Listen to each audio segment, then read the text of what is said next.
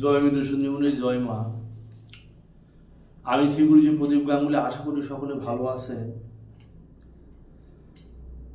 আমি একের পর এক আপনাদের সান্নিধ্যে বিদ্যে দিচ্ছি, যেগুলো অতি চমৎকারী, অতি ভয়ানক, অতি পাওয়ারফুল, শক্তিধর কিছু কিছু বিদ্যে আপনাদের সামনে আমি উপস্থাপন করছি। এখন যে বিদ্যাটি আপনাদের সামনে দেব, সেটি বিদ্যাটি কি আমি কথার ভঙ্গিতে আপনাদের বুঝিয়ে দেব। তা অনেকদিন আগে বা আমার যেসব গুরুদের কাছ থেকে আমার কিছু কিছু বিদ্যা আয়ত্ত করা ছিল, সেসব গুরুদের শরীর ছিল পাটকাঠি টিকটিকির মতো শরীর। পাটকাঠি টিকটিকির মতো শরীর। আমার দেখা কিছু কিছু গুরু গুণী ছিল, যারা এখন হয়তো বেঁচে নেই বা বেঁচে আছেন, তাদের আর কোনো ঠিক ঠিকানা নেই, পাওয়া যায় না, পাত্তা নেই। বেশিরভাগ সংসারিক না গৃহত্যাগী মানুষ ছিল, যারা আমি সান্নিধ্য পাইলাম। পাতলা ফিটফিটের শরীর, রুগ্ন শরীর। তাদের শরীরে বসন বলতে সেমন একটা ছিল না, সবসময় কোমরে একটি গামছা বাঁধা, একটা গিট দিয়ে কোমরে গামছা বাঁধা থাকতো। এবং তারা যখন খেত, দেখতাম যে 4 জন মানুষের খাবার তারা একাই খেয়ে ফেলে দিত। মানে একটা মানুষ কতটা খেতে পারে, একটা নর্মালি মানুষ, 4 জন মানুষের খাবার তারা একা খেয়ে ফেলে দিত। এবং শরীরে এমন শক্তি ছিল, কুইন্টালের পর কুইন্টাল জিনিস ছেড়ে ফেলে দিত। এমনকি আমার বাবারই দেখা যায় সব সময় গামছা পরে। সবসময় গামছার পরে, গামছার কোনে একটা সবসময় গিট থাকবে। কি বলে গিট দেয় আমার জানা নেই, কিন্তু পরে এর রহস্য ভেদ আমি করেছিলাম। এখন জানি কি করে দেয়। গামছার কোনে সবসময় একটা গিট দেয় এবং সবসময় গামছা পরে থাকে। বয়স হয়ে গেছে 96 বছর বয়স, এখন 1 কুইন্টাল ওয়েট তার কাছে কিছু না। মানে আমার ওজন প্রায় 100 কিলোর উপরে। আমারে ধরে চেড়ে ফেল দেয়। আমার ওজন 100 কিলোর উপরে ওজন। আমারে ধরে শূন্য তুলে সরাই দেয়। বয়স 96, বুঝেছে? আমার ঠাকুমার দেহ রেখেছেন 117 বছর বয়সে। আমার বংশের সবাই দীর্ঘজীবী। কাকায় মারা গেছে খুব তাড়াতাড়ি, 60 বছর বয়সে কাকা মারা গেছে, তার নিজের দোষে। এবার বক্তব্য হচ্ছে যে এত শক্তি তারা কোথায় পায়?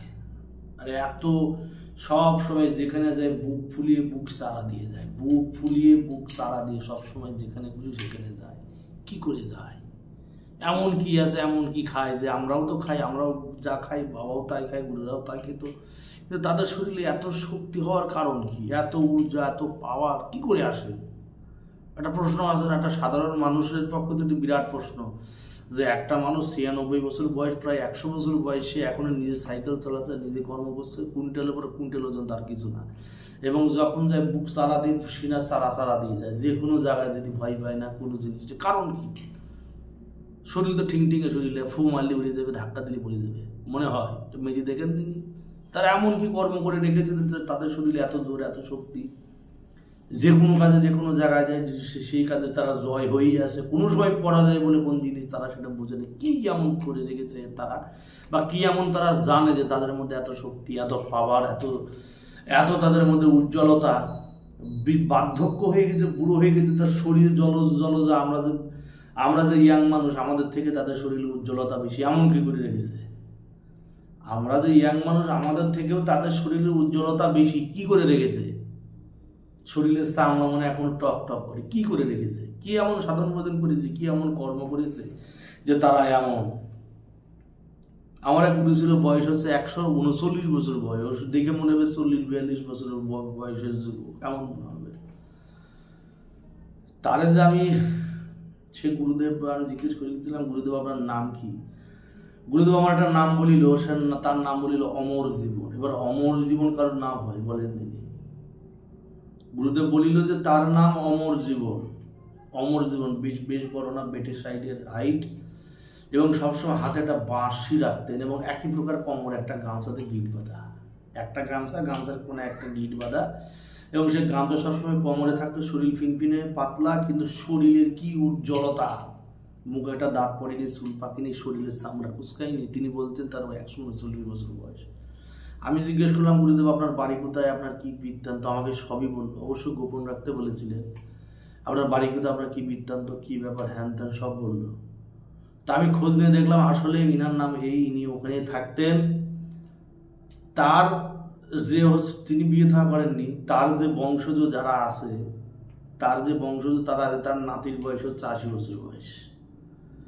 তার যে নাতি, অর্থাৎ তার হচ্ছে গিয়ে ভাইয়ের, মানে যার কর্মজীবন যে গুরুর কথা বলে, 4 ভাইয়ের নাতির বয়স 80 বছর, মানে এর বয়স কত? আমাকে বলিল 139 বছর। আমার তো বিশ্বাস হয়নি। আমি ভাষ্য করে উড়িয়ে দিলাম, কিন্তু আমি বিধিবুদ্ধিতে খুঁজতে দিকে হ্যাঁ উনি সেই নিখোঁজ। তো তার কাছে কয়েকটা আমি আলীর হায়দারি টাইদারে পাইলাম, লুকি বিদ্যা পাইলাম, আলীর হায়দারে পাইলাম, লুকোচুরির বিদ্যা পাইলাম, কিছু তুকতকের কর্ম পাইলাম, জলগমন, বায়ুগমন, হঠকর্মের কিছু ক্রিয়া পাইলাম, যেগুলো দেওয়া যাবে না, মরিয়ে যাবো তো এগুলো জিনিস বেরোবে না। অন্ধকার ঘরে হচ্ছে গিয়ে বিনা আলোতে কি করে পড়া যাবে, বায়ুর মাধ্যমে নিঃশ্বাস প্রশ্বাসের মাধ্যমে শরীর কি করে শুষ্ক করা যায়, শরীর পুড়ে থাকলে শরীর কি করে এই দেহ থেকে বেরিয়ে বিচরণ করে। তার মুখে শোনা যে আমাদের বিশ্ব ব্রহ্মাণ্ড শুধু একটি জগৎ না, এই বিশ্ব ব্রহ্মাণ্ড ব্যতীত আরো বহু জগৎ আছে, যেখানে হচ্ছে এমন কেউ এমন মানুষ বাস করে যাদের হচ্ছে এই খালি চোখে দেখা যায় না। তারা হচ্ছে বছরের একটা বিশেষ সময় পৃথিবীতে আসে এবং পৃথিবীতে দ্বার গহ্বর খুলে যায়। তারা মনের সুখে, মনের আনন্দে পৃথ্বীলোক তারা ভালোবাসে, পৃথ্বীলোকে আসে। যারা এই পৃথিবীর যারা হচ্ছে সাধক আছে তাদের সঙ্গে তারা কথাবার্তা বলে, তাদের সভা হয়, মানে তাদের মুখে শোনা। আমি প্রথমে যখন শুনেছিলাম, আমার তো বয়স কম, তখন আমি হাস্যকর বলে, পাগল বলে আমি উড়িয়ে দিলাম। কিন্তু এখন তো বুঝি, এখন যদি সেই বস্তু পাই তারেকে আমি আর ছাড়বো, তারে তো ধরে জবটায় রেখে দেবো, তারে আমি আর কখনো ছাড়বো না। গুরুদেব বলিল অবশ্যই সময় হলে, গুরুদেব আমার বলিল সময় হলে আমার সাথে তার আবার দেখা হবে। এবার কবে দেখা হবে ভগবান জানে, আমি সেই অধীর আগ্রহে বসে আছি কবে তিনি আসবেন। মনে পড়ে গেল এই মন্ত্রটা বলতে গিয়ে, আলীর যে সাধনা আমি দিব বলে দিলাম, আলীর সাধনাতে বসে আলীর সাধনা বলতে যে এত কথা বেরিয়ে গেল। কত অন্তর্নিহিত জিনিস আছে যেটা হচ্ছে বলা, একটা মানুষ প্রয়োজন যাতে সব কিছু বলা যায়। যেমন গুরু পেতে গেলে একজন শিষ্য যেমন জন্মান্তরের কপাল লাগে, ভাগ্য লাগে, একজন শিষ্য পেতে গেলে, একটা গুরু পেতে গেলে ঠিক গুরুরও কপাল লাগে, একটা উপযুক্ত শিষ্য পেতে গুরুরও কপাল লাগে। বলার কোনো জায়গা নেই, বললে মানুষ হাস্যকার বলে উড়াই দেবে, পাগল বলবে।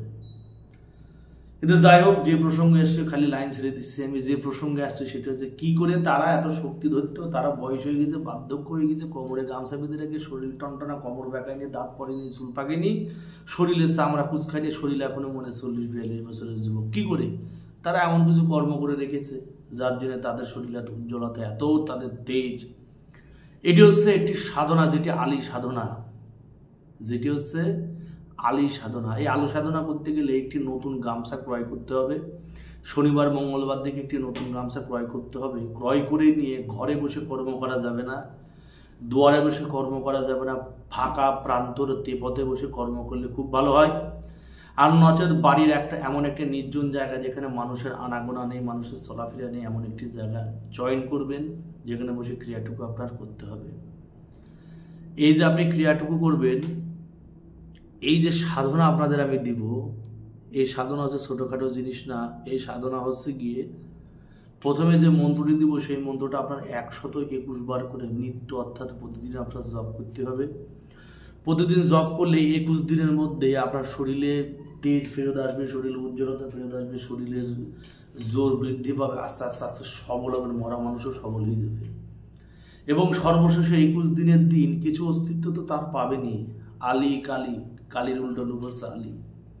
আলী সাধনা না করলে কালীরে পাওয়া যায় না। 21 দিন ধরে এই সাধনাটা করতে হবে। 21 দিন পর যখন সাধনাটা আপনার সম্পূর্ণ হবে, তখন সেই গামছায় একটা গীত দেবেন, ইয়া আলী হু আলী হে বলে একটা গীত দেবেন। দেওয়ার পর সেটা কোমরে বেঁধে নেবেন এবং চেষ্টা করবেন সেই গামছাটা কোমরে রাখতে। যখনই বেরোবেন সেই গামছাটা কোমরে বেঁধে দিয়ে বেরোবেন। আপনার ইহো লোকে, ইহো জগতে এমন কেউ নেই যে আপনার ক্ষতি করবে। এই পৃথ্বীলোকে এমন কোনো মাইকালাল জন্মায়নি যে আপনার ক্ষতি করবে, আপনার উপরে যাবে। আপনি যখন হুঙ্কার দিয়ে চিল্লাবেন, মনে হবে শত শত লক্ষ লক্ষ মানুষ আপনার সাথে চিল্লাচ্ছে। আপনার হুঙ্কারে মানুষের কলিজা ফেটে যাবে। আপনি যখন চিল্লাবেন, আপনার হুঙ্কারে মানুষের কলিজা ফেটে যাবে। আপনার দৃষ্টিতে মানুষের গোটা সর্বাঙ্গ কম্পিত হবে। আপনার সাথে কথা বলা তো আপনার দেখেই মানুষ হচ্ছে ভাববে কি বিকট দেহ দর্শনধারী একজন মানুষ। আপনার নিজের রূপ পরিবর্তন করতে পারবেন। আপনি যখনই হচ্ছে আলীর স্মরণ করে তার দিকে বিকটভাবে তার দিকে চাইবেন, আপনাদের দেখে সে তার তো কাজ সারা হয়ে যাবে। সাধন ভোজন এমন একটা জিনিস, তার সারা 40 জন মানুষের গায়ে জোর পাবেন, 40 জন মানুষের শরীরে জোর পাবেন। আপনি আপনার ইচ্ছাধীন সব কিছু করতে পারবেন। সাধারণ মনুষ্য তো দূরে থাক, দেব দেবী পর্যন্ত আপনার হস্তগত থাকবে, এমন প্রভাবশালী ক্রিয়া।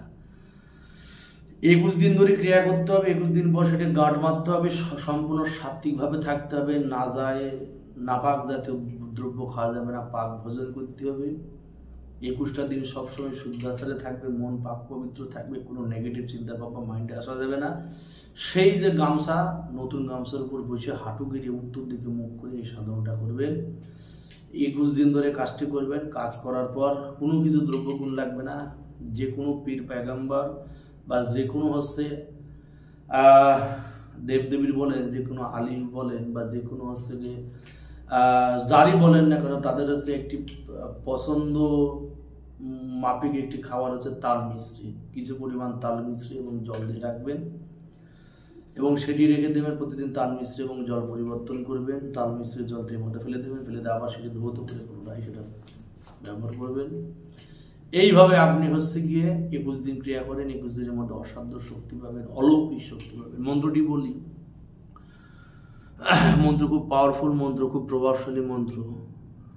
একবারই বলবো, বলছে অন্ধকার পবন বাড়ি আলী অবতার, ডানে বামে আল্লাহর পরওয়ার, পরওয়ার দিগার, আমার দেহ রাখে আলী মস্তক ফাতেমার, আমার অঙ্গে কুজে করিবে তাসির, সেহুক জমির ঘরে যা, রুহু রুহু আলী রুহু জাগ্রত আপন দেহ সারে, হাজির হো দেহে আলী শক্তি 40 দেহ, না মারিতে পারে আলীর শক্তি, আল্লাহু মোহাম্মদের দান করি দে, আমাহ আলীর সমান বিহেককে মারে ফাতুল উলুম, ইমামুল মাতালেবুন, মাসারে কে ওয়াল মাগারের, আসাদুল্লাহিল গাবের আলী ইবনে আবু তালিব কারামাল্লাহু ওয়াজহু ইয়ালি ইয়ালি ইয়ালি। এসব মন্ত্র বলে দিলাম, এটা পরিষ্কার করে খুলি বললাম, যে কারণে আপনারা ভাববেন যে এমন করে বলছেন কেন গুরুদেব। এই মন্ত্র বারবার উচ্চারণ করা যাবে না, যেহেতু আলী সাধন আমার করা আছে, শরীর আমার কাঁপতে দিয়েছে, এটা বলা যাবে না। সবসময় দিয়ে দিলাম, কাজ করবেন, যার প্রয়োজন আমার বলবেন, আমি তারে পাঠাই দেবো। আলী সাধনা জিনিসটি কি নিয়ম যে বলেছে, নিয়ম সে, কোনো নিয়মের পরিবর্তন নেই। ঘরে করবেন না, সবসময় চেষ্টা করবেন একটি নির্জন জায়গায় করতে। 21টা দিন ক্রিয়া করবেন, অবশ্যই ফল পাবেন। জয় মৃত্যু সঞ্জীবনী, জয় মা, জগতের মঙ্গল সাধন।